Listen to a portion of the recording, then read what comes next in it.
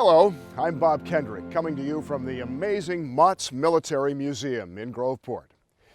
Motts showcases, and sometimes memorializes, little-known and often tragic military stories. One of them involves thousands of dogs who served their country. But these dogs didn't get their due. In fact, many were treated like surplus equipment, until now. I've always loved dogs. I've always loved dogs. It took me a while when I got back from Vietnam before we got a dog here. Little Lacey here has but one job. Well, two if you count barking and being lovable.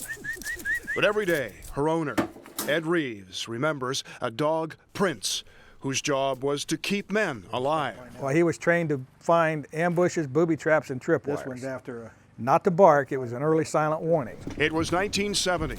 Ed and Prince were on point during every patrol in Vietnam. And every dog handler back a lot of memories. feels about the same way. You know, they may not have had the dog for that long, but there's a closeness. You know, obviously, he did his job well. I'm here, you know, so. In fact, the first hour of their first mission, Prince alerted his unit to the presence of unseen Viet Cong. After the ensuing firefight. So I pulled out a big Tootsie Roll out of my leg and opened it up and broke off a piece and gave it to him, and I took a piece and I'm eating it, and I looked at him, I said, it's gonna be a long year. And it was. But through it all came an unbreakable bond. You know, if he didn't find anything out there, I wasn't worried.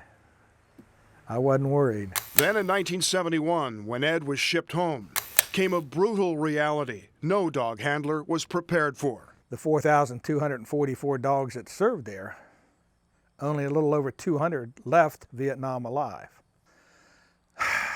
All the dogs that were left toward the end there, they euthanized. They euthanized over 2,000 dogs. I didn't know what happened to my dog. In 1973, when we pulled out, I just kind of give him up for dead. But 36 years later, I got information about my dog, that he was one of the 204 dogs that left Vietnam. He came home.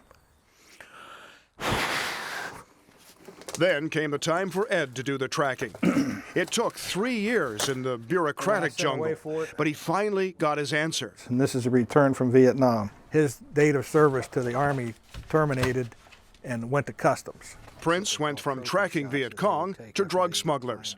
Ed then found a kennel owner near San Diego who told him, Said he was a customs dog, and he, you know, for quite a few years we housed him here. We took care of him and fed him when he wasn't working, and when he retired, we adopted him. I said, you're kidding me.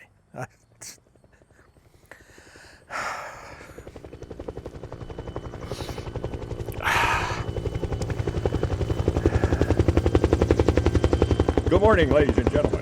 Sadly, the creed, leave no man behind, did not extend to man's best friend. But at last, And a reminder of the sacrifice of the war dogs and their handlers during the Vietnam War. Americans can come to know of the war dog's worth. And the home of the brave. On a late September Saturday, man and beast gather at Motts Military Museum for the unveiling of the War Dogs Memorial, a 3-year labor of love for Ed Reeves and Lori Motts. It upset me that they just treated them as if, you know, they didn't care. They served their purpose and then they just discarded them. Okay, all the handlers just line up behind this thing. Come on, Tom. 4,244 dogs' names and their identifying number. 227 Dukes, 197 Kings, 147 Princes, a crazy Mike, and a particular Fritz. 97 pounds, mean as a snake. Tom King's sentry dog. It was terrible that last night on duty. I sat there with Fritz at the kennel when I brought him in off post. And I cried like a baby. And how many of those dogs put down had a handler who understood this truth? I got two dates that my name should have been on the wall. September the 12th, 1970 and February the 14th, 1971. But I am here today because Prince alerted me to danger on both of those days. What Americans have done to protect our freedoms, I don't think people really realize, and how it affects them. I mean, you're talking 50 years later, and Ed and Tom both can't speak without crying about their dog.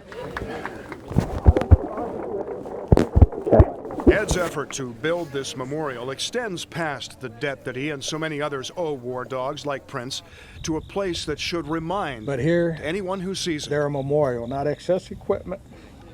Third line, there he is. 986A. The war, the search, the memorial, a 50-year journey for Ed finds him now at a crossroads. Right now I'm drained.